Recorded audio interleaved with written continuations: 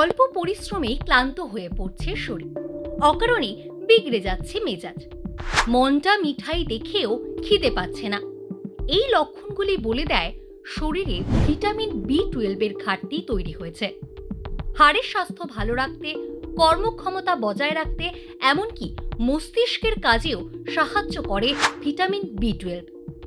এমন জরুরি ভিটামিন হাতে গোনা কিছু খাবারই পাওয়া যায়, কিন্তু সেই খাবারগুলি খেলেও শরীরে ভিটামিন B12 এর ঘাটতি মিটবে কিনা তা নিয়ে সন্দেহ আছে। পুষ্টিবিদেরা জানাচ্ছেন, ভিটামিন B12 যাতে শরীর যথাযথভাবে গ্রহণ করতে পারে তার জন্য প্রতিদিনের ডায়েটে কিছু খাবার রাখতে হবে। সেগুলি কি? প্রাণীজ খাবার, সবুজ শাকসবজি, সামুদ্রিক খাবার, দুগ্ধজাত খাবার, আমন্ড মিল্ক, সয়া মিল্ক।